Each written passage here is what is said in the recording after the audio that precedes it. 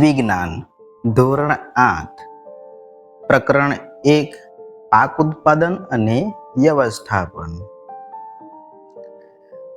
આ પ્રકરણની અંદર આપણે પાક ઉત્પાદન અને તેનું વ્યવસ્થાપન એના વિશે આપણે ચર્ચા કરવાના છે. પહેલી અને બીજો ઉનાળામાં એટલે કે વેકેશન દરમિયાન એમના કાકાને ઘરે જાય છે. એમના કાકા ખેડૂત છે. એક દિવસે તેઓએ ખેતરમાં કેટલાક ઓજારો જોયા અને એ ઓજારો જોઈને એને આશ્ચર્ય થયું કે આ શું છે. તો એમણે એમના કાકાને પૂછ્યું. તો એમના કાકાએ આ ઓજારો વિશે એને સમજાવ્યું કે આ જે છે ખુરપી છે, આ દાટરડું છે, આ પાવડો છે અને આ હળ છે. વિદ્યાર્થી મિત્રો, તમે પણ આ સાધનો ઓળખી ગયા હશો. હવે આપણને એ જાણવાનું મન થાય છે કે આ ઓજારોનો ઉપયોગ શું? આ ઓજારો ક્યાં ઉપયોગમાં આવે છે અને એનો ઉપયોગ કઈ રીતે આપણે કરી શકીએ? તો ગયા ધોરણમાં આપણે અભ્યાસ કરી ચૂક્યા કે કોઈ પણ સજીવ હોય એ દરેક સજીવને ખોરાકની આવશ્યકતા રહેલી હોય છે. વનસ્પતિની વાત કરીએ તો વનસ્પતિ વિશે આપણે પણ ભણી ગયા હતા. વનસ્પતિમાં પોષણ, પ્રાણીઓમાં પોષણ, બરોબર? તો જે આ વનસ્પતિ જે છે એ પોતાનો ખોરાક જાતે તૈયાર કરે છે. પ્રકાશ સંશ્લેષણ દ્વારા એ પોતાનો ખોરાક જાતે તૈયાર કરે છે. જમીનમાંથી પાણી, ખનિજ ક્ષારનો ઉપયોગ કરી, હવામાં રહેલો કાર્બન ડાયોક્સાઇડનો ઉપયોગ કરી અને પર્ણમાં હરિતદ્રવ્ય દ્વારા એ શું કરે છે? પોતાનો ખોરાક જાતે તૈયાર કરે છે. એવું આપણે ભણી ચૂક્યા છે. અને પ્રાણીઓ અને માનવ સહિતની વાત કરીએ તો આપણે મનુષ્યો જે છે અને પ્રાણીઓ આપણે વનસ્પતિ ઉપર નભીએ છીએ. વનસ્પતિએ તૈયાર કરેલ ખોરાક કે જે એમનામાંથી જે મળે જે છે આપણને શાકભાજી, ફળો, બરોબર? તો એમના ઉપર આપણે નભીએ છીએ અને એના કારણે આપણને ખોરાક મળે છે.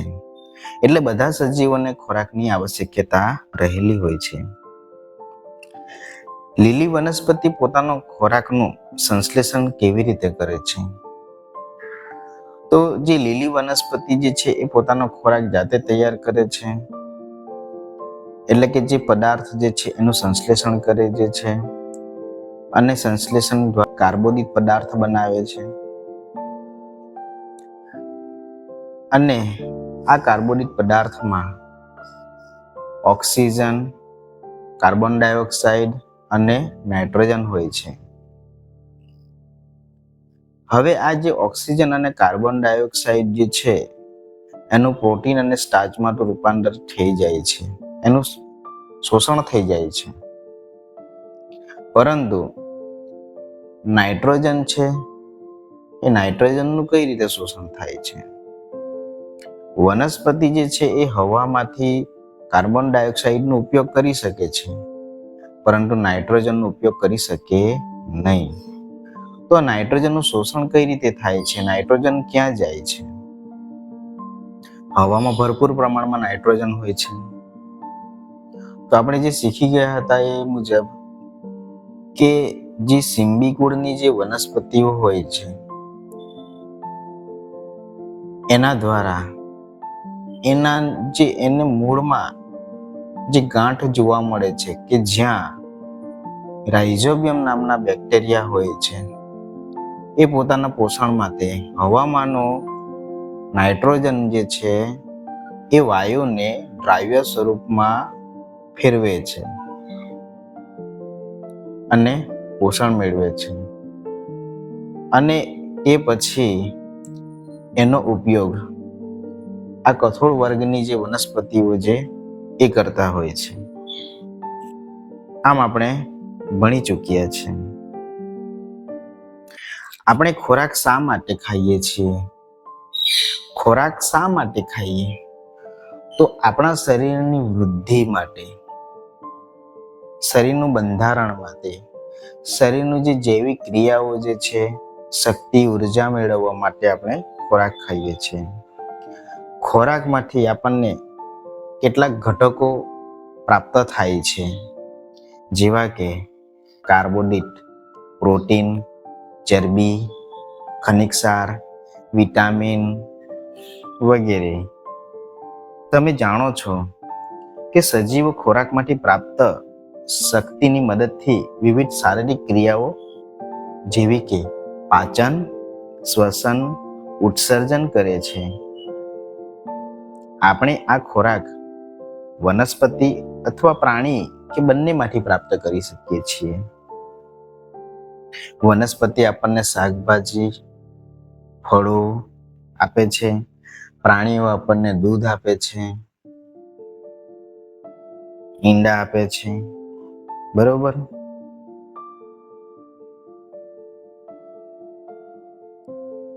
આ પ્રકરણની અંદર આપણે જે આહાર વિશેની વાત આવી છે, તો આ આહાર આપણને ક્યાંથી મળે છે? આપણે રોજબરોજ શાક રોટલી, દાળ ભાત ખાઈએ છીએ.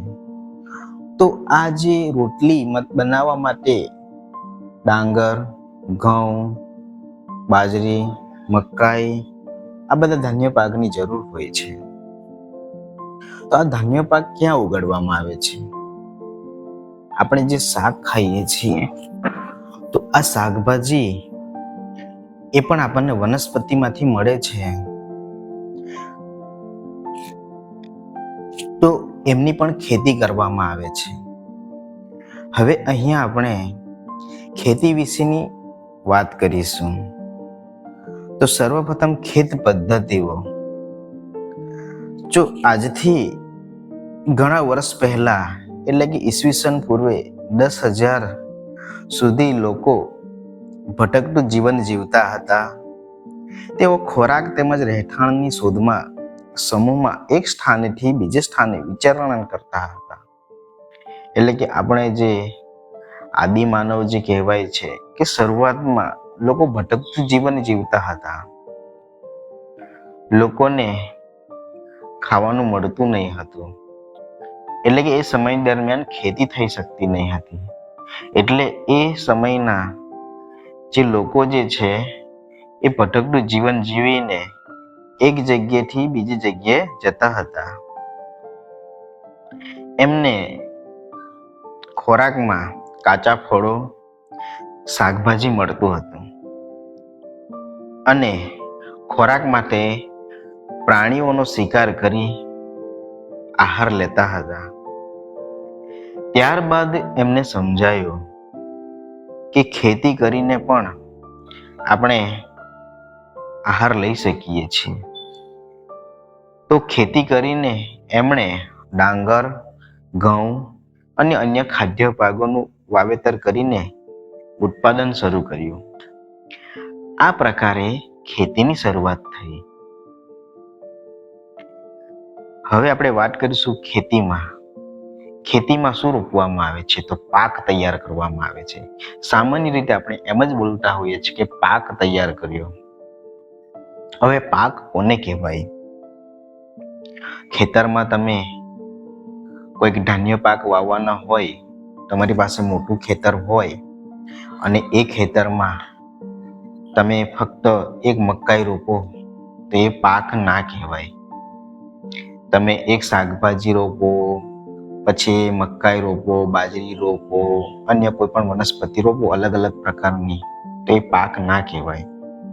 પાક એને કહેવાય કે કોઈ એક જ પ્રકારનો છોડ હોય છે અને કોઈ સ્થાન એટલે કે ખેતરમાં મોટી માત્રામાં ઉછેરવામાં આવે, એટલે ઘણી સંખ્યામાં ઉછેરવામાં આવતી હોય છે, તો એમને પાક કહેવાય છે. સમજાય છે? કોઈ એક જ પ્રકારના છોડને કોઈ સ્થાન પર મોટી માત્રામાં ઉછેરવામાં આવે તો તેને પાક કહેવાય છે. ઉદાહરણ તરીકે જોઈએ તો ઘઉંનો પાક. હવે આ ઘઉંનો પાકનો અર્થ એ થાય છે કે ખેતરમાં ઉછેરવામાં આવેલ બધા છોડ ઘઉંના છે. તમે એક ઘઉંનો, બાજરીનો, મકાઈનો છોડ વાવો તો એ પાક ના કહેવાય. તમે એક જ પ્રકારનો પાક લેવા માંગો છો તો એક જ પ્રકારનો ધાન્ય પાક એ ખેતરમાં ઉગાડવામાં આવે છે. પાક વિવિધ પ્રકારના હોય છે, જેમ કે અનાજ, શાકભાજી તેમજ ફળો. જે ઋતુમાં ઉગે છે તેના આધારે તેનું વર્ગીકરણ કરવામાં આવે છે. આપણે જાણીએ છીએ કે અમુક ફળ જે છે તે અમુક સિઝનમાં જ તમને જોવા મળે છે. સમજાય ને?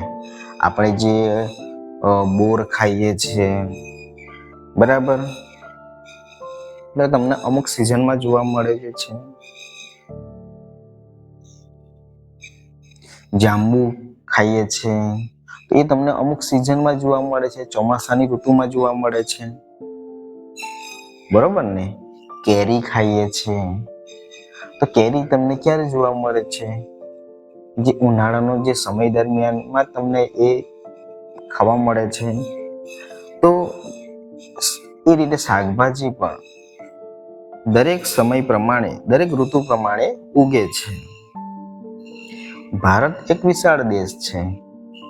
અહીં તાપમાન, ભેજ, વરસાદ જેવી આબોહવાકીય પરિસ્થિતિ એક ક્ષેત્રથી બીજા ક્ષેત્રમાં ભિન્ન હોય છે. ભારત એક વિશાળ દેશ છે. અહીંયા તમને તાપમાન, ભેજ, વરસાદ જેવી આબોહવાકીય પરિસ્થિતિ એક ક્ષેત્રથી બીજા ક્ષેત્રમાં ભિન્ન જોવા મળે છે. એટલે કે ભારતમાં દરેક જગ્યાએ આબોહવા અલગ અલગ પ્રકારની તમને જોવા મળે છે.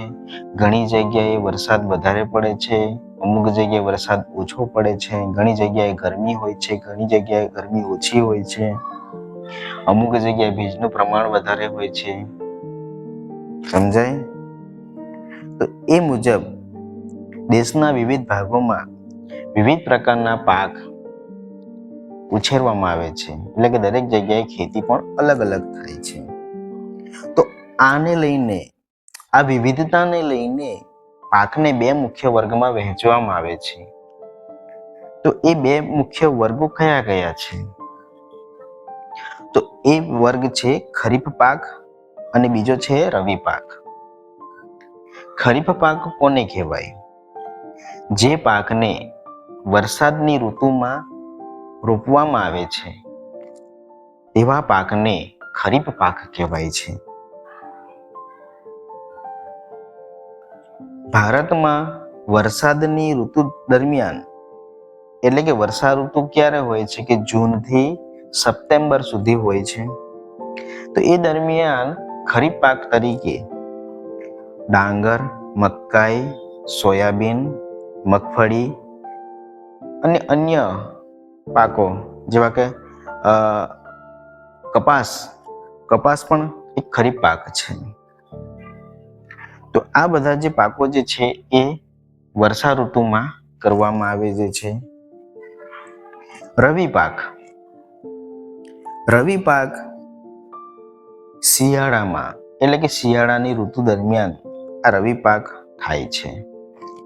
એનો સમયગાળો છે ઓક્ટોબરથી માર્ચ.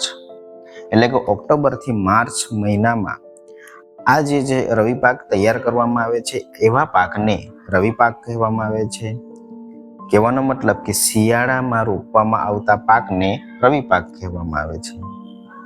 ઉદાહરણ તરીકે જોઈએ તો ઘઉં, ચણા, વટાણા, રાઈ અને અળસી એ રવિ પાકના ઉદાહરણો છે. ઘણી જગ્યાએ આપણે જોઈએ છીએ કે કઠોળ પણ ઉગાડવામાં આવે છે અને શાકભાજી પણ ઉગાડવામાં આવે છે. પાક ઉત્પાદનની મૂળભૂત પદ્ધતિઓ વિશે આપણે અહીંયા હવે વાત કરીશું. આપણે જાણીએ છીએ કે જે ઘઉં, મકાઈ, બાજરી, ડાંગર એ ધાન્ય પાકો જે છે જેમાં ડાંગર જે છે એ ડાંગરને વધારે માત્રામાં પાણીની જરૂર પડે છે. તેથી તેને માત્ર ચોમાસામાં જ ઉછેરવામાં આવે છે, કારણ કે ચોમાસામાં વરસાદનું પ્રમાણ વધારે હોય છે અને એ સમય દરમિયાન ડાંગર રોપવામાં આવે તો એ સરળતાથી ઉગી શકે છે. પાકને ઉછેરવા માટે ખેડૂત દ્વારા અનેક પ્રવૃત્તિ સમયાંતરે કરવામાં આવે છે. હવે પાક ઉછેરવો એટલે કઈ એક સ્ટેપની વાત નથી, એક તબક્કાની વાત નથી. તમારે અલગ અલગ એવા તબક્કામાંથી પસાર થવું પડે છે. એના વિશે આપણે આગળ ચર્ચા કરીશું. દાખલા તરીકે માળી જે છે, કોઈ સુશોભનીય વનસ્પતિ તમારા ઘર આંગણે ઉછેરવા માટે કરે છે તો એ પ્રવૃત્તિ, એ કાર્ય જે છે એને ખેત પદ્ધતિ તરીકે ઓળખવામાં આવે છે. એવું જરૂરી નથી કે તમે ફક્ત ચલો ડાંગર, ઘઉં, મકાઈ, ધાન્ય પાકો રોપો એ ખેત પદ્ધતિમાં આવે, એવું નહીં. તમે જમીન સંબંધી કોઈ પણ કાર્ય કરો છો ઉગાડવા માટે, એ પછી ફળની ખેતી હોય કે કોઈ શાકભાજી, એ દરેક ખેત પદ્ધતિ તરીકે ઓળખવામાં આવે છે. તો આ ખેત પદ્ધતિને આપણે અલગ અલગ તબક્કા વિશે આપણે એના વિશે ચર્ચા કરીશું. તો એમના 7 તબક્કા છે. ખેત પદ્ધતિના 7 તબક્કા છે. તો આ 7 તબક્કા વિશે અહીંયા આપણે જોઈએ. પહેલો તબક્કો જે છે તો ભૂમિને તૈયાર કરવી. સર્વપ્રથમ આપણે પાક વાવવાનો હોય, પાક ઉછેરવાનો હોય તો પહેલું કામ આપણું છે કે જે આપણું ખેતર છે, એ ખેતરની જે જમીન છે એ જમીનને પહેલા તૈયાર કરવાની. ઘણીવાર જમીન તમને ઉપર નીચે એટલે કે એક જગ્યાનો ભાગ ટેકરાવાળો જોવા મળે છે અને એક જગ્યાનો ભાગ ખાડાવાળો જોવા મળે છે. અને ઘણીવાર જમીન સૂકી થઈ જાય છે. તો જ્યારે આપણે પાક વાવવાનો હોય ત્યારે આપણે સરળતાથી પાક વાવી શકતા નથી. તો પહેલા આપણે ભૂમિને તૈયાર કરવાની છે, ભૂમિને સમતલ બનાવવાની છે, ભૂમિને પોચી બનાવવાની છે. એ જે જમીન ઉપરનો જે ભાગ જે છે એને ઉપર નીચે કરીને પોચી બનાવવાની છે. બીજો તબક્કો છે રોપણી. અને ભૂમિ તૈયાર થઈ જાય પછી તમે કોઈ પણ છોડ હોય કે બીજ હોય એને આપણે એની વાવણી કરવાની છે. ત્રીજો તબક્કો છે વાવણી થઈ ગયા બાદ આપણે એને ખાતર નાખવાનું છે. ખાતર બે પ્રકારે હોય છે, કુદરતી ખાતર અને કૃત્રિમ ખાતર. ખાતર અપાયા બાદ સિંચાઈ એટલે કે પાણી. જે પણ તમે પાક વાવ્યો છે એ પાકને પાણી મળવું ખૂબ જરૂરી છે. નીંદણથી રક્ષણ એટલે કે જ્યારે તમે પાક વાવ્યો છે, બરાબર, અને એને પાણી પણ મળી ગયું છે, તો તમને જે પાક વાવ્યો છે એની આસપાસ નકામી વનસ્પતિ, જે જરૂરી નથી એવી વનસ્પતિ પણ ઉગતી હોય એવી જોવા મળે છે. તો એમને ત્યાંથી આપણે બહાર કાઢવાનું છે, એને કાઢી નાખવાની છે. એ જ કહેવાય છે નીંદણ. ત્યાર પછી નીંદણ થઈ ગયા પછી અમુક સમય પછી લણણી કરવામાં આવે છે. હવે આ લણણી એટલે શું? તો જ્યારે પાક તૈયાર થઈ જાય છે ત્યારે એને કાપવામાં આવે છે. એ કહેવાય છે લણણી. લણણી થઈ ગયા પછી એનો સંગ્રહ કરવામાં આવે છે. હવે આ જે સંગ્રહ, દરેક જગ્યાએ સંગ્રહ ના કરી શકાય. એના માટે આપણે એમનું જે જગ્યા છે એ પણ આપણે જોવી પડે. ત્યાં એમનું ભેજ છે કે નહીં, સૂકી જમીન છે, સૂકી જગ્યા છે, એ પણ આપણે નક્કી કરવું પડે.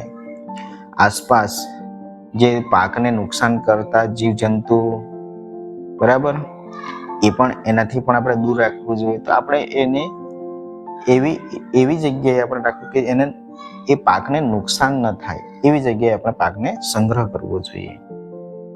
તો આ જે આપણે 7 તબક્કા જે છે એ 7 તબક્કા વિશે અહીંયા આપણે ચર્ચા કરવાની છે. પહેલા તબક્કાની વાત કરીએ, ભૂમિને તૈયાર કરવી. પાક ઉછેરતા પહેલા ભૂમિ એટલે કે જમીનને તૈયાર કરવી એ પ્રથમ તબક્કો છે. હવે આ ભૂમિને તૈયાર કરવી એટલે કેવી રીતે તૈયાર કરવી? તો ભૂમિને તૈયાર કરવા માટે એ માટી જે છે એ માટીને ઉપર નીચે કરવી ખૂબ જરૂરી છે, જેથી કરીને એ જમીન જે છે એ પોચી બને છે. આ ખેતી માટે મહત્વપૂર્ણ કાર્ય છે. જો તમે ઉપર નીચે કે પોચી ના બનાવો તો પછી પાક આપણે વાવી શકીએ નહીં. અને જે પણ તમે છોડ વાવો છો કે પછી બીજ વાવો છો, એના જે મૂળ છે, એ વનસ્પતિના મૂળ છે, એ જ ઊંડાઈ સુધી જમીનમાં જઈ શકે નહીં. સમજાય છે? એટલે મૂળ સરળતાથી જમીનમાં ઊંડાઈ સુધી જઈ શકે એમના માટે જમીન પોચી બનાવવી ખૂબ જરૂરી છે. પોચી જમીન એ મૂળને શ્વસન કરવામાં સહાય કરે છે. પોચી જમીન માટીમાં રહેતા અળસિયા અને અન્ય સૂક્ષ્મ જીવો એ વૃદ્ધિ કરવામાં સહાય કરે છે. એટલે કે પોચી જમીન જે છે એ કોના દ્વારા બને છે? તો પોચી જમીન આપણે આગળ જે જોઈશું તો એ હળ, ટ્રેક્ટર દ્વારા પણ એને પોચી જમીન આપણે ઉપર નીચે કરીને પોચી જમીન બનાવી શકાય છે. પણ સાથે સાથે જમીનમાં એવા અમુક સૂક્ષ્મ જીવો હોય છે અને અળસિયા, ખાસ કરીને અળસિયા, એમાં એ પણ ખૂબ મહત્વનો ભાગ ભજવે છે. અળસિયા જે છે એ પોતાનો ખોરાકમાં એટલે કે પોતાના પોષણમાં માટીનો ઉપયોગ કરે છે. એટલે કે માટી એ ખાય છે અને એ પછી મળ સ્વરૂપે એ માટીને ફરી બહાર કાઢે છે. ત્યારે એ માટી જે મળ સ્વરૂપે બહાર નીકળે છે એ ફળદ્રુપ પ્રકારની હોય છે, પોચી હોય છે, જે પાક માટે સૌથી બેસ્ટ હોય છે. એટલે અળસિયા જે છે, અળસિયાને ખેડૂતોના મિત્ર કહેવાય છે. અળસિયા જે છે એ ખેડૂતના મિત્ર કહેવાય છે. કેમ? કારણ કે અળસિયા જે છે એ જે જમીનમાં જે માટી જે છે એ માટીનો આહાર તરીકે એ ઉપયોગમાં લે છે અને મળ સ્વરૂપે એ જ માટીને બહાર કાઢે છે. જ્યારે મળ સ્વરૂપે બહાર કાઢે છે ત્યારે એ જે જમીન જે છે એકદમ ફળદ્રુપ પ્રમાણેની હોય છે. પાક માટે યોગ્ય જે જમીન જોઈએ છે એ પ્રમાણેની માટી હોય છે, જે અળસિયા તૈયાર કરે છે. જેથી અળસિયાને ખેડૂતના મિત્ર આપણે કહી શકીએ. તો તેમાં એ સેન્દ્રિય પદાર્થ પણ ઉમેરે છે. એટલે કે જે અળસિયા જે છે એમાં અમુક પાચક રસ જે છે એ ઉમેરીને એને સેન્દ્રિય પદાર્થ પણ ઉમેરે છે. હવે આપણને પ્રશ્ન એ થાય કે માટીને ઉપર નીચે અને પોચી કરવી આવશ્યક છે? ખરેખર આ માટીને ઉપર નીચે કરવી જરૂરી છે અને પોચી બનાવવી પણ જરૂરી છે? હા, માટીને ઉપર નીચે અને પોચી કરવી ખૂબ આવશ્યક છે. આપણે આગળ ભણી ગયા હતા એ પ્રમાણે માટીમાં ખનિજો, પાણી, હવા તથા કેટલાક સજીવો જોવા મળે છે. અને એના વિશે આપણે પ્રવૃત્તિ પણ કરી હતી કે માટીની અંદર હવા રહેલી છે, પાણી એટલે કે ભેજ પણ રહેલું હોય છે. બરોબર ને? તદુપરાંત મૃત વનસ્પતિઓ તેમજ પ્રાણીઓ જમીનમાંના સજીવો દ્વારા વિઘટન પામે છે. આ પણ આપણે જે શીખી ગયા હતા કે જે મૃત વનસ્પતિઓ જે છે એ જ્યારે મૃત્યુ પામે છે એ ત્યારે જમીનની અંદર દટાઈ જાય છે અને એની અંદર રહેલા જે પોષક તત્વો જે છે એ જમીનમાં મુક્ત થઈ જાય છે અને જમીનમાં ભળી જાય છે અને આ પોષક દ્રવ્યો વનસ્પતિઓ દ્વારા ફરી શોષણમાં પામે છે.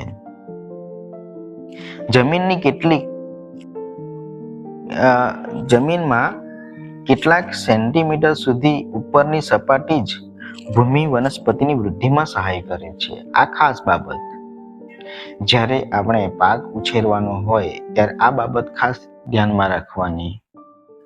કારણ કે જ્યારે કોઈ પણ પાક વાવો, છોડ હોય કે તે પછી બીજ હોય, તો જ્યારે પણ પાક વાવો ત્યારે એને અમુક ઊંડાઈ સુધી જ એને પાક વાવવો જોઈએ. તમે ખૂબ ઊંડો ખાડો ખોદીને પાક વાવો તો ત્યાં સુધી સૂર્યપ્રકાશ પહોંચે નહીં. કારણ કે વનસ્પતિને શેની જરૂર હોય છે? સૂર્યપ્રકાશની જરૂર હોય છે, હવાની જરૂર હોય છે, પાણીની જરૂર હોય છે. બરાબર? તો આવા દરેક ઘટક જે છે એને જરૂર હોય છે. તેને ઉપર નીચે કરવાથી અને પોચી કરવાથી પોષક તત્વો યુક્ત ભૂમિ ઉપરની તરફ આવી જાય છે, જેથી વનસ્પતિ આ પોષક પદાર્થનો ઉપયોગ કરી શકે છે. બરાબર? જમીનને પોચી કરવાથી એટલે કે ઉપર નીચે કરવાથી જે અંદરનો ભાગ જે છે એ ઉપર આવી જાય છે. એટલે જે નીચે રહેલા પોષક તત્વો ક્યાં આવી જાય છે? ઉપર આવી જાય છે અને વનસ્પતિને સરળતાથી પોષક પદાર્થો મળી શકે છે. માટીને ઉપર નીચે કરવી અને પોચી બનાવવી એ પાક રોપવા માટે અત્યંત મહત્વપૂર્ણ છે. માટીને ઉપર નીચે પોચી કરવાની પ્રક્રિયાને ખેડાણ કહેવામાં આવે છે. વિદ્યાર્થી મિત્રો, ખેડાણ કોને કહેવાય છે? આપણે જે ખેડૂતો જે છે એમ બોલતા હોય છે કે આજે ખેતર ખેડવાનું છે. આવું આપણે સાંભળીએ ને, ખેતરમાં આજે ખેડવાનું જે છે. એટલે ખેડવાનું મતલબ કે ખેડાણ એટલે શું? તો એને આપણે અમુક સાધનો દ્વારા માટીને ઉપર નીચે અને પોચી કરવાની પ્રક્રિયાને ખેડાણ કહે છે. ખાસ કરીને આપણે પણ આપણા જે ઘરની આગળ કે ખેતર હોય તો ખેતરમાં પણ જ્યારે પણ આપણે કંઈક છોડ હોય કે કોઈક બીજ વાવવાના હોય તો આપણે શું કરીએ છીએ? કોદાળી સાધન વડે એને આપણે અમુક ઊંડાઈ સુધીનો ખાડો ખોદતા હોય છે. એ ખાડો ખોદવામાં આવે છે એટલે કે ઉપરની જમીન, નીચેની જમીન બરાબર કરી પોચી કરવામાં આવે છે. તો એ કરવાની પ્રક્રિયા જે છે એને ખેડાણ કહેવામાં આવે છે. આ પ્રક્રિયા હળ ચલાવીને કરવામાં આવે છે. હવે હળ ઘણાએ જોયું છે. હળ કેવું હોય છે? હળ શેનું બનેલું હોય છે? એ શું કામમાં આવે છે? તો ખેડાણ કરવા માટે હળનો ઉપયોગ કરવામાં આવે છે. હળ લાકડાના અથવા લોખંડના બનેલા હોય છે. જો માટી અત્યંત સૂકી હોય તો ખેડની અગાઉ તેને પાણી આપવાની જરૂર પડી શકે છે. હા, જો જમીન ખૂબ સૂકી હોય તો આ જે હળનો જે લોખંડનો ભાગ જે ખેડવા માટે જે હોય છે ભાગ, એ ઊંડે સુધી જઈ શકે નહીં. જેથી કરીને જમીન જે છે એ જમીનને થોડી આપણે ભીની કરવી જરૂરી છે. એના માટે ખેડ કરવા પહેલા આપણે એ જમીનમાં પાણી હોવું ખૂબ જરૂરી છે. ખેડેલ ખેતરમાં માટીના મોટા મોટા ટુકડા પણ જોવા મળે છે. હવે આ મોટા મોટા ટુકડા જે છે એમને આપણે ઢેફા કહીશું. ખેડેલ ખેતરમાં માટીના મોટા મોટા ટુકડા હોય છે એને ઢેફા એટલે કે ક્રમ્સ કહીશું. હવે જ્યારે પણ પાકનો ઉછેર કરવામાં હોય છે તો આ ઢેફામાં થઈ શકે નહીં, એટલે ઢેફાને તોડવા પડે. તોડવા આવશ્યક છે. હવે તોડવા માટે કયા સાધનનો ઉપયોગ થાય છે? ઢેફાને તોડવા માટે કયા સાધનનો ઉપયોગ થાય છે? ઢેફાને તોડવા માટે આપણે સમારનો ઉપયોગ કરવામાં આવે છે. એટલે કે ઢેફાને તોડવા માટે સમાર દ્વારા કરવામાં આવે છે. કેટલીક વખત જમીનને ખેડતા પહેલા જમીનમાં કુદરતી ખાતર પણ ઉમેરવામાં આવે છે. હવે આવું કેમ? આપણે પેલા પ્રથમ તબક્કામાં જોયું હતું કે પહેલા ભૂમિ તૈયાર કરવી, પછી વાવણી કરવી, બરાબર ને, પછી ખાતર આપવું. તો અહીંયા તો પહેલા જમીનને ખેડતા પહેલા ખાતર નાખવું જોઈએ. હા, સાચી વાત છે. જો પહેલા ખાતર નાખવામાં આવે તો અમુક જમીન એવી હોય છે કે જ્યાં ખાતરની ખૂબ જરૂર પડતી હોય છે. હવે દરેક જગ્યાએ ખાતર પહોંચી શકે એ સારું કહેવાય, પણ ઘણી વાર શું થાય કે દરેક જગ્યાએ ખાતર પહોંચતું નથી. તો જ્યારે આપણે ખેડાણ કરવાના હોય તો એ પહેલા ખેતરમાં અમુક જગ્યાએ એને ઢગલીઓ કરીને ખાતર નાખવું ખૂબ જરૂરી છે, જેથી કરીને જ્યારે પણ આપણે હળ કે ટ્રેક્ટર વડે ખેડાણ કરીએ છીએ ત્યારે એ દરેક જમીનના ભાગ સુધી એ મિશ્રિત થઈ જાય છે.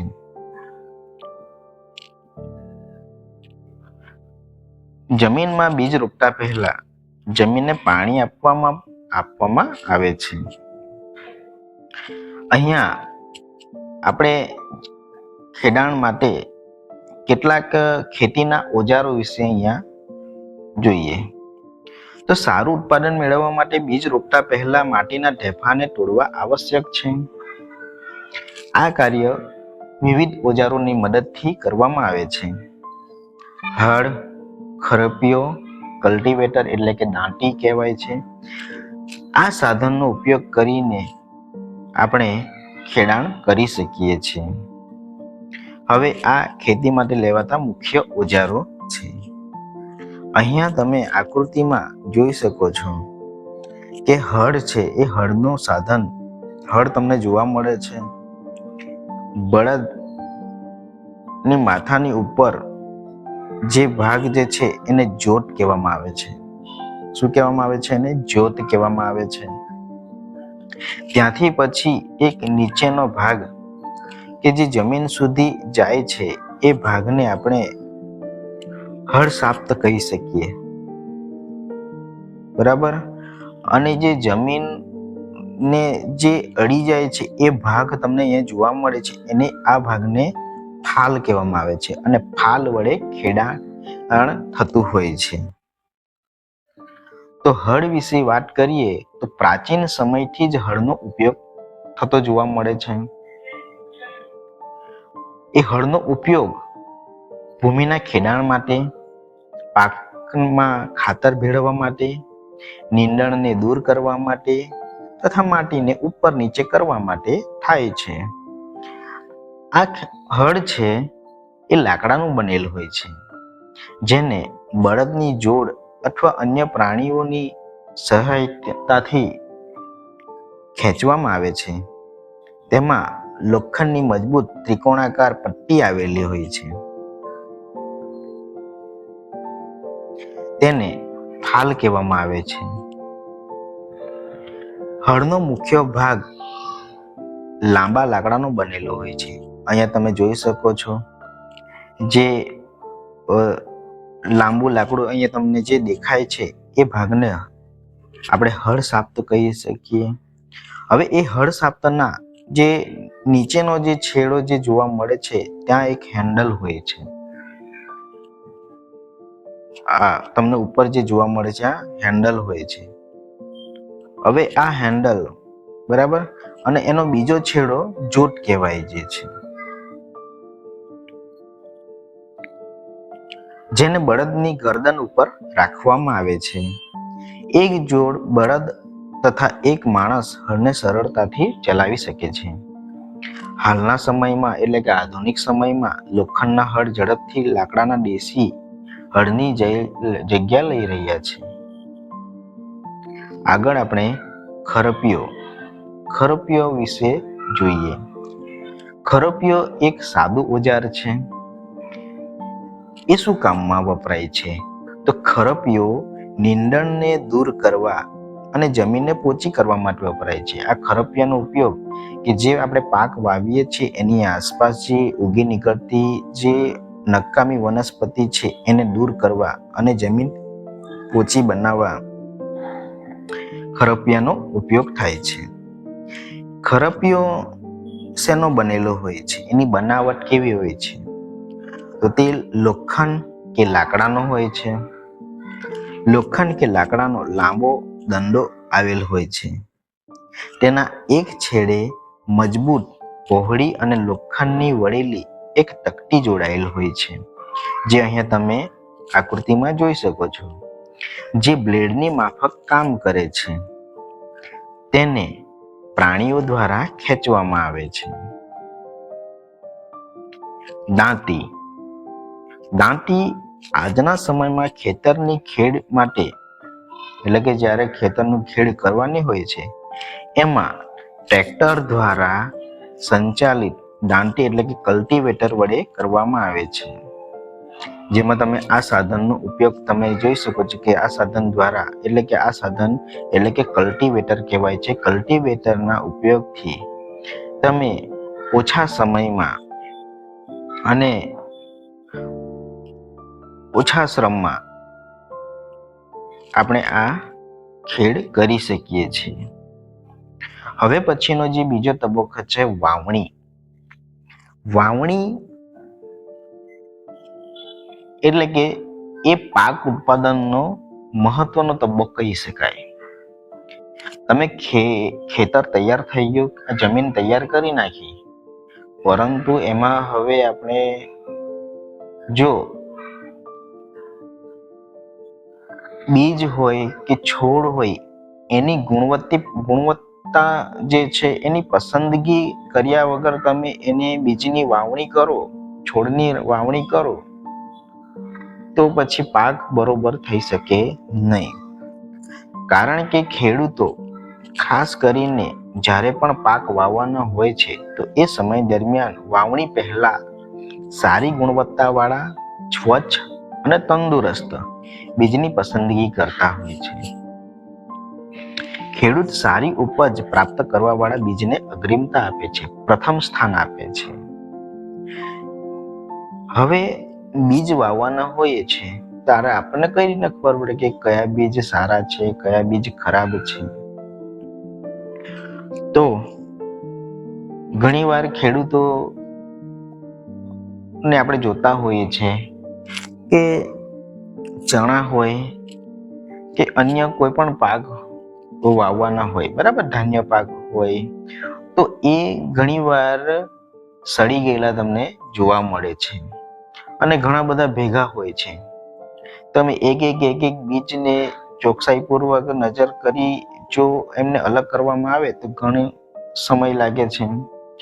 તો એ શું કરે છે કે એક વાસણમાં રાખીને તેમાં પાણી ઉમેરે છે અને પાણી ઉમેરી પછી થોડી મિનિટ પછી કેટલાક બીજ અંદર નાખે છે અને એ બીજ અમુક સમય પછી તમને ઉપર તરતા જોવા મળે છે.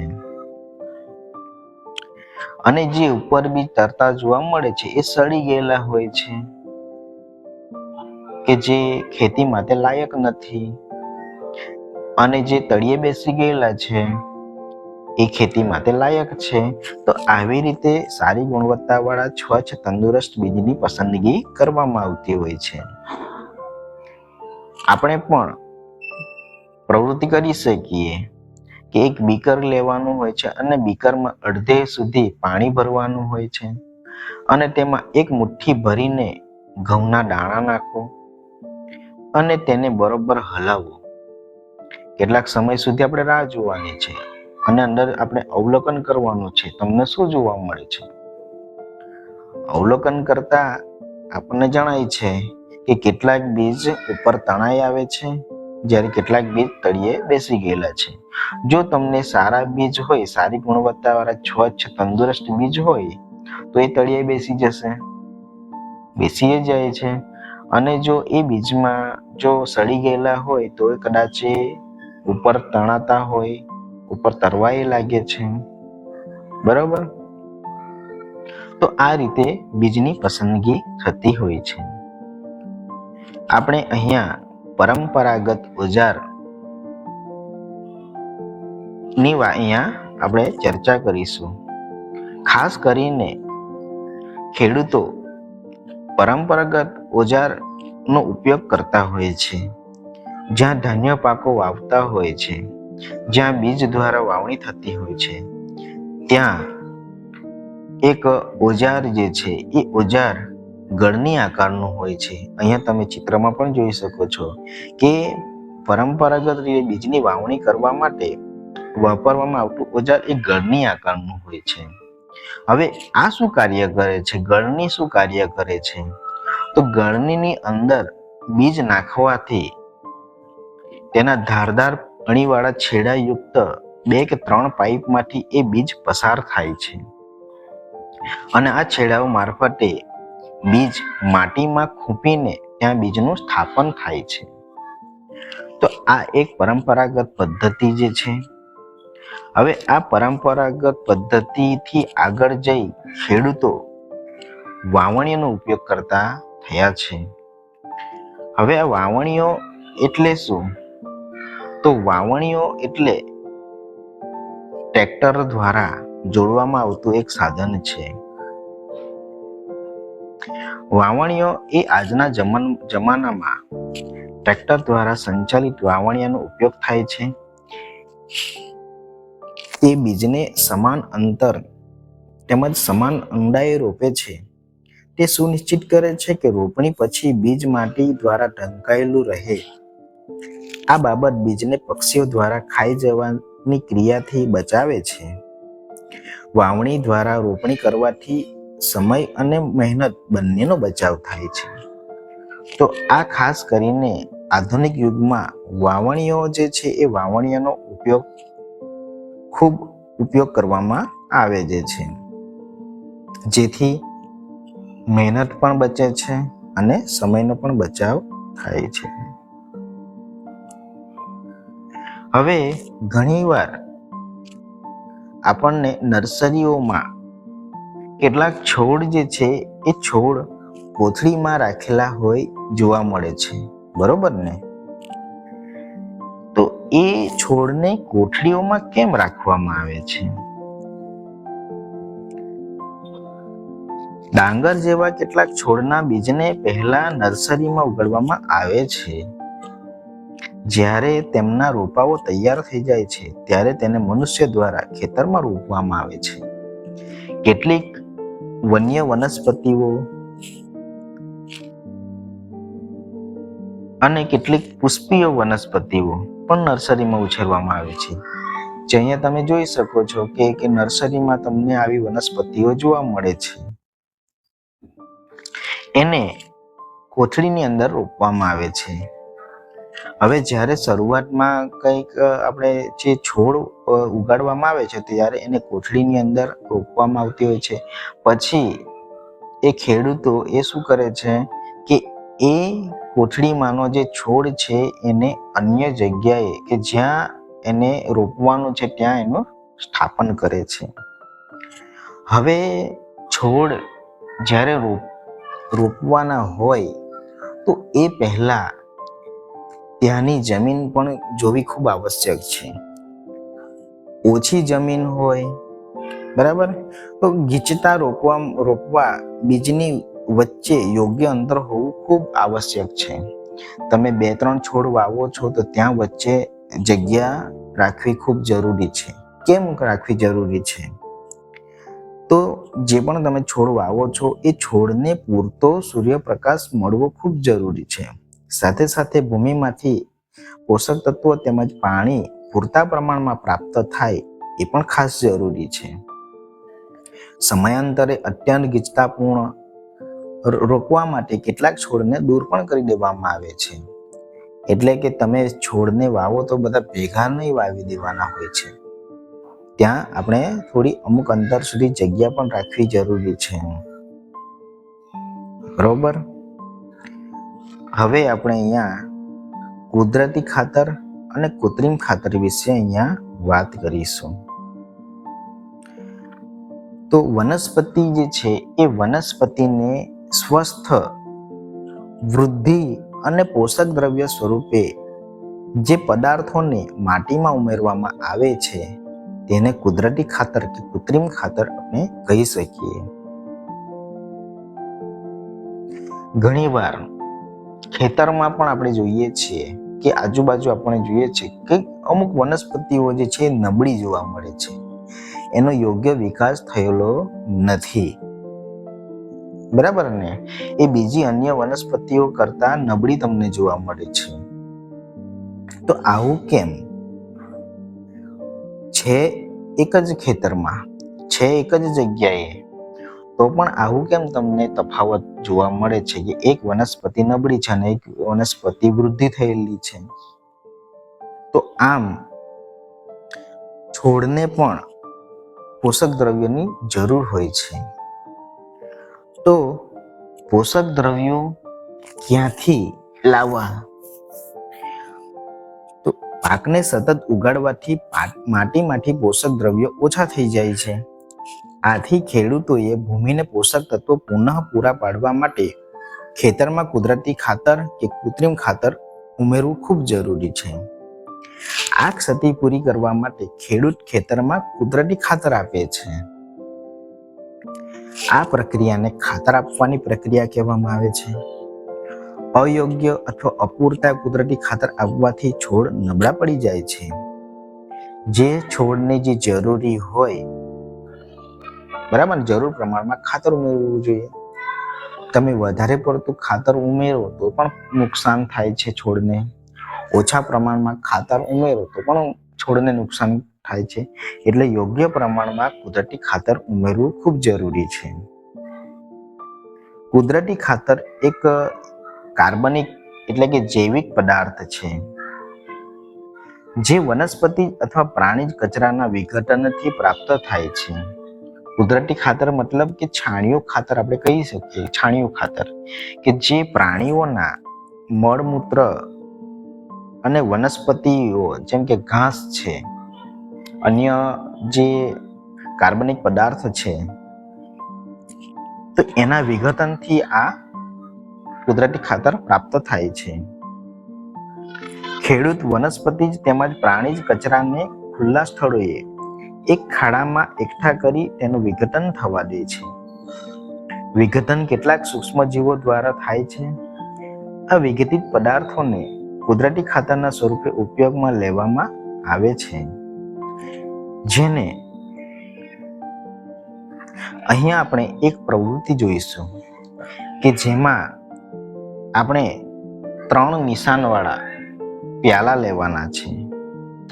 હવે એની અંદર આપણે અમુક બીજ વાવીશું, જેમ કે મગ અથવા ચણા. એના બીજને લઈને અંકુરિત કરવાના છે. હવે જે 3 પાત્ર જે લીધા છે આપણે, એટલે કે 3 પ્યાલા જે છે, એમને ઉપર આપણે A, B અને C નિશાન કરીશું. પ્યાલા નંબર A, એમાં થોડીક માટી લઈને તેમાં થોડુંક છાણિયું ખાતર ભેળવીશું. બીજો પ્યાલો જે છે એટલે કે પ્યાલા નંબર B માં સમાન માત્રામાં માટી લઈને તેમાં થોડુંક યુરિયા ઉમેરીશું. અને પ્યાલા C માં કાંઈ પણ ઉમેર્યા વિના સમાન માત્રામાં માટી લો. પહેલા પ્યાલામાં આપણે છાણિયું ખાતર લેવાનું છે. બીજા પ્યાલામાં રાસાયણિક ખાતર કે જે યુરિયા છે એ યુરિયા લઈશું. અને ત્રીજા પ્યાલામાં કાંઈ જ લેવાનું નથી. હવે દરેક પ્યાલામાં સમાન માત્રામાં પાણી ઉમેરીને પાકું પૂરીને રોપી દો. બરાબર? હવે એ દરેક જે 3 પ્યાલા જે છે એ 3 પ્યાલામાં પાણી ઉમેરવાનું છે અને આ જે બીજ છે એને આપણે રોપવાના છે. તેને સુરક્ષિત સ્થાન પર મૂકી દો અને દરરોજ પાણી આપો. એને અઠવાડિયા સુધી એટલે કે 7 થી 10 દિવસ પછી તેની વૃદ્ધિનું અવલોકન કરો. હવે 7 થી 10 દિવસ પછી જ્યારે આપણે પ્યાલામાં અવલોકન કરીશું ત્યારે શું તમને જોવા મળે છે? શું 3 પ્યાલામાં છોડની વૃદ્ધિની માત્રા એક સમાન છે? કયા પ્યાલામાં છોડની વૃદ્ધિ સારી છે? કયા પ્યાલામાં છોડની વૃદ્ધિ સૌથી ઝડપી છે? તો કૃત્રિમ ખાતર એવા રસાયણ છે કે જે ચોક્કસ પોષક દ્રવ્યોથી સમૃદ્ધ હોય છે. તે કુદરતી ખાતરથી કેવી રીતે જુદા પડે છે? કૃત્રિમ ખાતર એટલે કેવા ખાતર કે કૃત્રિમ ખાતરનું ઉત્પાદન કારખાનામાં કરવામાં આવે છે. કૃત્રિમ ખાતરના કેટલાક ઉદાહરણો જેમ કે urea, ammonium sulphate, super phosphate, potash, NPK મતલબ કે નાઇટ્રોજન, ફોસ્ફરસ, પોટેશિયમ, આવા કેટલાક કૃત્રિમ ખાતર જેને રાસાયણિક ખાતર આપણે કહી શકીએ કે જે કારખાનામાં તૈયાર થાય છે. કૃત્રિમ ખાતરના ઉપયોગથી ખેડૂતોને ઘઉં, ડાંગર, મકાઈ જેવા પાકની સારી ઉપજ પ્રાપ્ત કરવામાં સહાયતા મળે છે. પરંતુ કૃત્રિમ ખાતરના વધારે પડતા એટલે કે અત્યંત વધારે ઉપયોગથી જમીનની ફળદ્રુપતામાં ઘટાડો થાય છે. કૃત્રિમ ખાતર જળ પ્રદૂષણનો પણ સ્ત્રોત છે. એટલે કે કૃત્રિમ ખાતર જે છે એ જળ પ્રદૂષણ પણ વધારે છે. એટલે જમીનની ફળદ્રુપતા જાળવી રાખવા માટે આપણે કૃત્રિમ ખાતરના સ્થાને કુદરતી ખાતર કે જે છાણિયું ખાતર કહેવાય છે એમનો ઉપયોગ કરવો જોઈએ. અથવા 2 પાકની વચ્ચે ખેતરને વાવ્યા વગર પડતર ખાલી રાખવું જોઈએ. કુદરતી ખાતરનો ઉપયોગ જમીનનું બંધારણ સુધારે છે તેમજ તેની જળ ધારણ ક્ષમતામાં વધારો કરે છે. તે જમીનમાં પોષક તત્વોની પૂર્તિ પણ કરે છે. આ છે કુદરતી ખાતરના ઉપયોગ. એ કુદરતી ખાતરનો ઉપયોગ શું છે કે જમીનનું બંધારણ સુધારે છે, તેની જળ ધારણ ક્ષમતામાં વધારો કરે છે અને જમીનમાં પોષક તત્વોની પૂર્તિ કરે છે. એટલે કે પોષક તત્વો ભળે છે, સ્થાપન થાય છે. જમીનમાં પોષક દ્રવ્યોની પૂર્તિ માટેની અન્ય એક રીત છે જે છે પાકની ફેરબદલી. આ પાકની ફેરબદલી કરવી ખૂબ આવશ્યક છે. આ પાકની ફેરબદલી કરવી કેમ જરૂરી?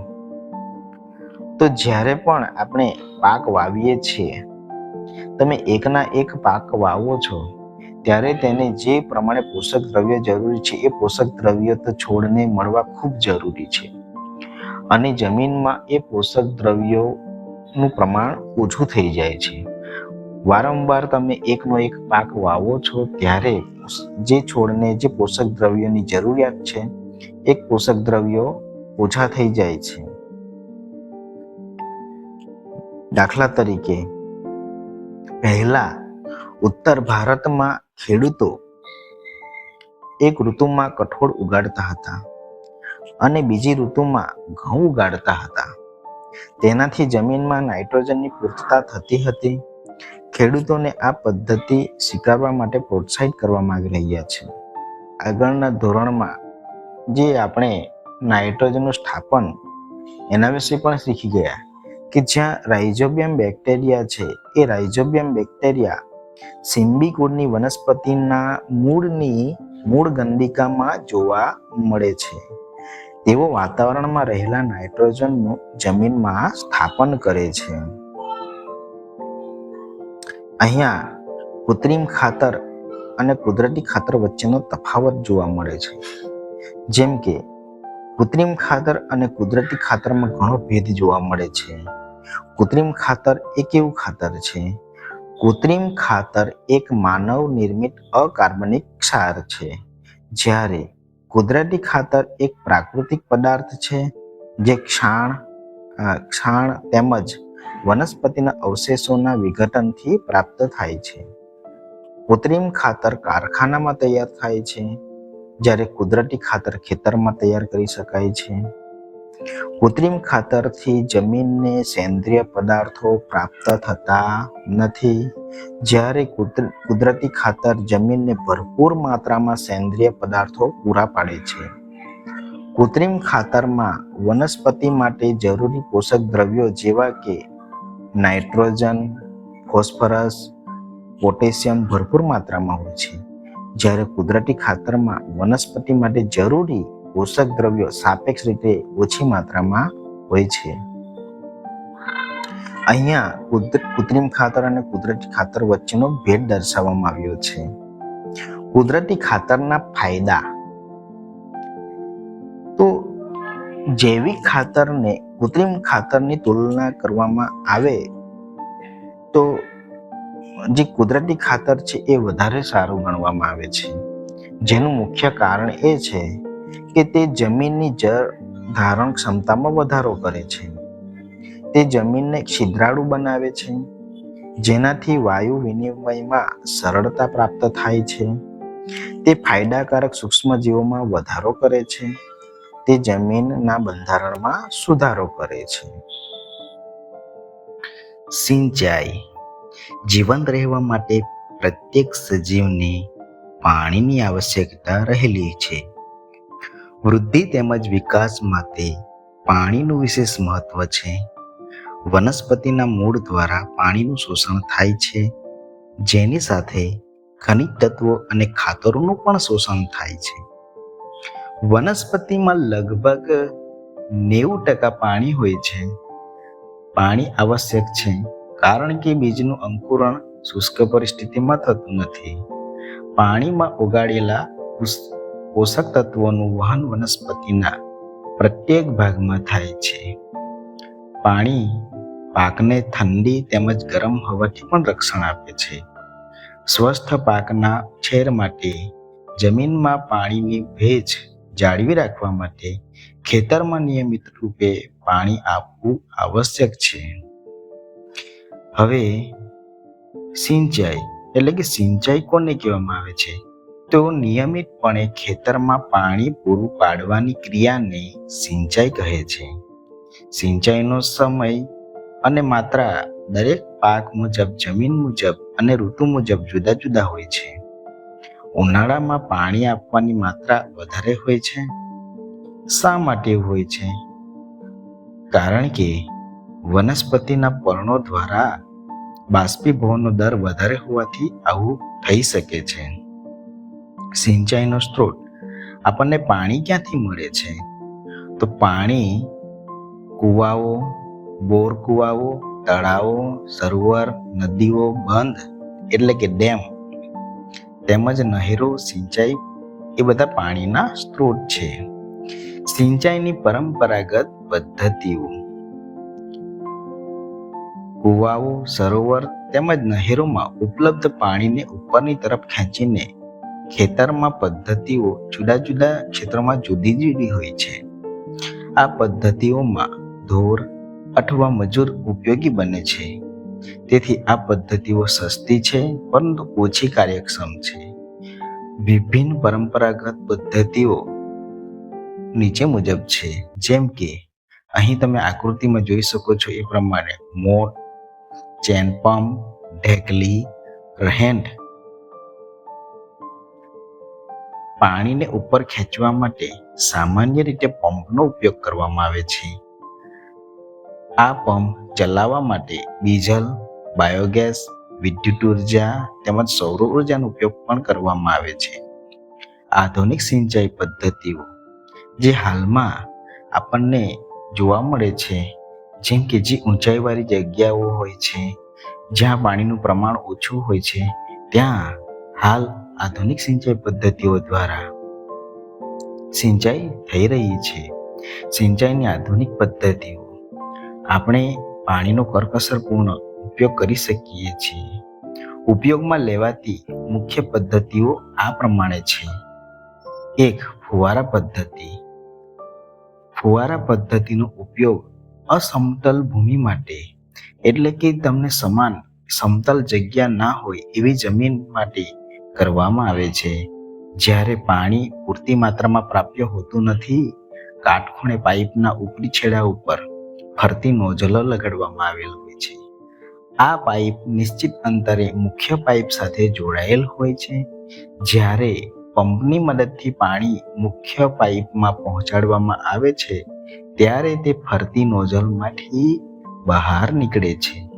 એનો છંટકાવ છોડ ઉપર એવી રીતે થાય છે કે જાણે વરસાદ પડતો હોય. ફુવારા પદ્ધતિ ઘાસવાળી જમીન, કોફીના વાવેતર અને કેટલાક અન્ય પાક માટે ખૂબ ઉપયોગી છે. બીજી પદ્ધતિ છે ટપક પદ્ધતિ. આ ટપક પદ્ધતિ એ પાણી ટીપે ટીપે સીધું જ છોડના મૂળની નજીક પડે છે. આથી આ પદ્ધતિને ટપક પદ્ધતિ કહેવામાં આવે છે. આ ટપક પદ્ધતિનો ક્યાં ક્યાં ઉપયોગ થાય છે? તો આ ટપક પદ્ધતિનો ફળાઉ વનસ્પતિઓ, બગીચા તેમજ વૃક્ષોને પાણી આપવાની તે સર્વોત્તમ પદ્ધતિ છે. આ પદ્ધતિમાં પાણીનો બિલકુલ વ્યય થતો નથી. આ પદ્ધતિ પાણીની ઓછી અછતવાળા વિસ્તારોમાં એક વરદાન રૂપ છે. ત્યાર પછીનો તબક્કો છે નીંદણ, એટલે કે નીંદણથી રક્ષણ. જ્યારે બુજો અને પહેલીએ નજીકના ઘઉંના ખેતરમાં ગયા અને ત્યાં જોયું તો ખેતરમાં ઘઉંના પાકની સાથે કેટલાક અન્ય છોડ પણ ઉગ્યા હતા. હવે આ ખેતરમાં કેટલાક અન્ય અનિશ્ચિત, એટલે કે બિનજરૂરી છોડ કુદરતી રીતે પાકની સાથે ઉગી નીકળે છે. આવા અનિશ્ચિત બિનજરૂરી છોડને નીંદણ કહેવામાં આવે છે. નીંદણને દૂર કરવાની ક્રિયા નિંદામણ કહેવામાં આવે છે. નિંદામણ કેમ કરવું જોઈએ? કારણ કે નીંદણ પાણી, પોષક દ્રવ્ય, જગ્યા તેમજ પ્રકાશ માટે મુખ્ય પાક સાથે સ્પર્ધા કરી તેની વૃદ્ધિ પર અસર કરે છે. કેટલાક નીંદણ લણણીમાં પણ વિક્ષેપ ઊભો કરે છે તથા મનુષ્ય અને પ્રાણીઓ માટે ઝેરી પણ હોઈ શકે છે. તે માટે નીંદણ કરવું ખૂબ આવશ્યક છે. નીંદણને દૂર કરવા તેમજ તેની વૃદ્ધિને નિયંત્રિત કરવા ખેડૂતો અનેક પદ્ધતિઓ અપનાવે છે. પાક ઉગાડતા પહેલા ખેતરમાં ખેડ દ્વારા નીંદણ જડમૂળથી દૂર કરવામાં આવે છે અને નાશ કરવામાં સહાયતા મળે છે. એનાથી નીંદણ સુકાઈ જાય અને માટીમાં ભળી જાય છે. નીંદણમાં પુષ્પ ઉદ્ભવે, બીજ બને તે પહેલા જ નીંદણને દૂર કરવું એ યોગ્ય છે. સમયાંતરે નીંદણને જમીન નજીકથી હાથ વડે કાપવા કે મૂળ સહિત ઉખાડવામાં આવે છે. આ કાર્ય ખુરપીની મદદથી કરવામાં આવે છે. નીંદણને જડ મૂળથી દૂર કરવા વાવણિયાનો ઉપયોગ પણ થાય છે. નીંદણને કેટલાક રસાયણોની મદદથી પણ નિયંત્રિત કરવામાં આવે છે, જેને નીંદણનાશક કહેવામાં આવે છે. જેમ કે નીંદણનો નાશ કરવા માટે 2,4-D ખેતરમાં એવા રસાયણોના છંટકાવ કરવામાં આવે છે. તે પાકને નુકસાન કરતા નથી. નીંદણનાશકનું જરૂરી માત્રાવાળું દ્રાવણ મેળવવા માટે તેને પાણી વડે મંદ કરવામાં આવે છે અને તેનો સ્પ્રેયરની મદદથી ખેતરમાં છંટકાવ કરવામાં આવે છે. જેમ કે આગળ જણાવ્યું એ પ્રમાણે નીંદણના વાનસ્પતિક વૃદ્ધિના સમયે પુષ્પ અને બીજ બનતા પહેલા નીંદણનાશકનો છંટકાવ કરવામાં આવે છે. નીંદણનાશકના છંટકાવથી ખેડૂતના સ્વાસ્થ્ય પર પણ અસર પડી શકે છે. તેથી આ રસાયણનો ઉપયોગ ખૂબ જ સાવધાનીપૂર્વક કરવો જોઈએ. આ રસાયણનો છંટકાવ કરતી વખતે તેમણે પોતાનું નાક તેમજ મુખ કપડાથી ઢાંકી દેવું જોઈએ. ત્યાર પછીનો તબક્કો આવે છે લણણી. લણણી એટલે કે જ્યારે પાક પૂર્ણ પરિપક્વ થઈ જાય છે ત્યારે તેને કાપવાની ક્રિયાને લણણી કહેવામાં આવે છે. એટલે કે જ્યારે પણ આપણે શરૂઆતમાં જ્યારે પાકની વાવણી કરી તો એ પછીના 3 થી 4 મહિના પછી લણણી કરવામાં આવે છે. એટલે કે પાક પરિપૂર્ણ થઈ જાય છે ત્યાર પછી આ લણણી નો સમયગાળો આવે છે. તો આ લણણી કઈ રીતે થઈ શકે છે? તો લણણી દરમિયાન કાં તો છોડ હોય છે એ છોડને ખેંચીને ઉખાડી લેવું જોઈએ, અથવા તો તેને જમીનથી નજીકના અંતરેથી કાપી લેવામાં આવે છે. એક અનાજના પાકને પરિપક્વ થતા 3 થી 4 મહિના લાગે છે. આપણા દેશમાં દાંતરડાની મદદથી હાથ વડે લણણી કરવામાં આવે છે, અથવા તો એક મશીન છે એ મશીનના ઉપયોગ દ્વારા લણણી કરવામાં આવે છે, જેને હાર્વેસ્ટર કહેવામાં આવે છે. કાપવામાં આવેલા પાકમાંથી બીજ કે દાણા એમાંથી ભૂસામાંથી અલગ કરવાના હોય છે, જેને થ્રેશિંગ કહેવામાં આવે છે. જે મશીન પણ હોય છે એ મશીન દ્વારા આ બંને કાર્ય કરવામાં આવે છે. તેને કમ્બાઈન મશીન પણ કહેવામાં આવે છે. કમ્બાઈન મશીન મતલબ કે જે મશીનમાં લણણી પણ થઈ શકે છે અને જે દાણાઓ છે એ દાણાઓને છૂટા એટલે કે એમના ભૂસામાંથી છૂટા પણ કરી શકે છે. એવા મશીનને હાર્વેસ્ટર કહેવામાં આવે છે. અને આ હાર્વેસ્ટર મશીન એટલે કે જેમાં હાર્વેસ્ટર અને થ્રેશર આ બંને પ્રક્રિયા થઈ શકે છે.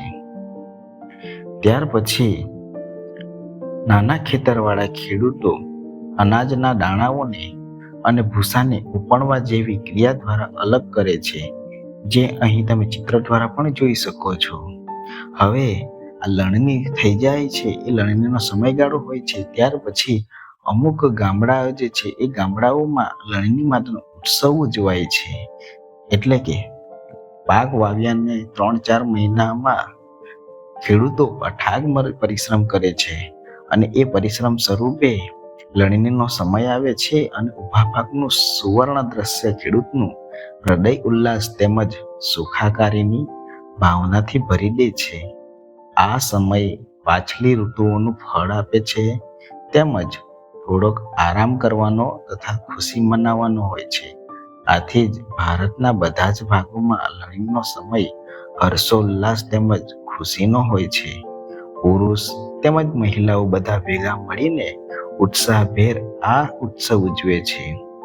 લણણી ઋતુની સાથે કેટલાક વિશિષ્ટ ઉત્સવ જેમ કે પોંગલ, બૈસાખી, હોળી, દિવાળી, નાબન્ય તેમજ બિહુ જોડાયેલા હોય છે. હવે પછીનો જે પાકનો તબક્કો આવે છે સંગ્રહ. ઉત્પાદનનો સંગ્રહ એક મહત્વપૂર્ણ કાર્ય છે. જો લણેલા પાકને વધારે સમય સુધી રાખવાનો હોય તો તેને ભેજ, જીવજંતુઓ, ઉંદરો તથા સૂક્ષ્મજીવોથી સુરક્ષિત રાખવો જોઈએ. લણેલા દાણાઓમાં વધુ ભેજ રહેલો હોય છે. જો તરત જ લણેલા પાકના દાણાઓને સુકાવ્યા વગર જ સંગ્રહ કરવામાં આવે તો તે બગડી શકે છે અથવા સૂક્ષ્મજીવો દ્વારા નષ્ટ થઈ શકે છે તથા બીજાંકુરણ માટે બિનઉપયોગી બને છે. આથી સંગ્રહ પહેલા દાણાઓને તાપમાં સુકવવા જોઈએ. તેનામાં રહેલા ભેજની માત્રામાં ઘટાડો થાય છે. આ બાબત તેને કીટકો, ઉપદ્રવી જીવાત, જીવજંતુઓ, બેક્ટેરિયા અને ફૂગથી પણ રક્ષણ આપે છે.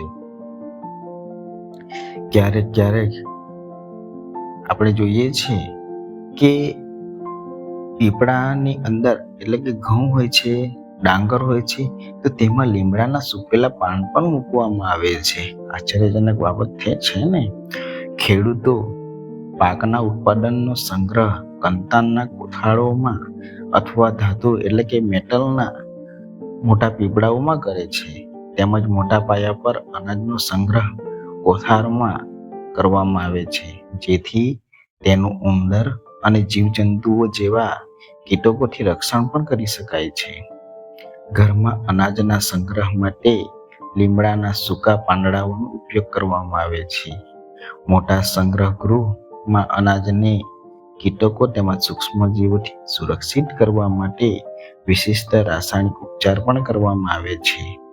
અહીં તમને પ્રાણીઓ દ્વારા ખોરાક એમના માટે પોષક આપ્યું છે કે જે ખોરાક જે છે જેમ કે પ્રાણીઓમાંથી મળે છે દૂધ, તો દૂધ છે આપણને ગાય, ભેંસ, બકરી અને ઉટડીમાંથી મળે છે. તો આ કોષ્ટક અહીં આપ્યા એ પ્રમાણે પ્રાણીઓની જેમ પ્રાણીઓ એટલે કે વનસ્પતિઓની જેમ પ્રાણીઓ પણ આપણને વિવિધ પ્રકારના ખાદ્ય પદાર્થો પ્રદાન કરે છે. સમુદ્રના તટીય ક્ષેત્રમાં રહેતા લોકોનો મુખ્ય આહાર તરીકે માછલીનો ઉપયોગ કરે છે. આમ વનસ્પતિઓમાંથી પ્રાપ્ત થતા ખાદ્ય પદાર્થો વિશે આપણે ભણી ચૂક્યા છીએ.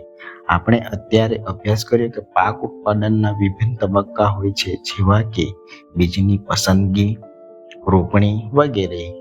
તેવી જ રીતે ઘરમાં અથવા ખેતરમાં રાખવામાં આવતા પાલતુ પ્રાણીઓને યોગ્ય ખોરાક, રહેઠાણ તેમજ તેની દેખરેખ પણ અતિ આવશ્યક હોય છે.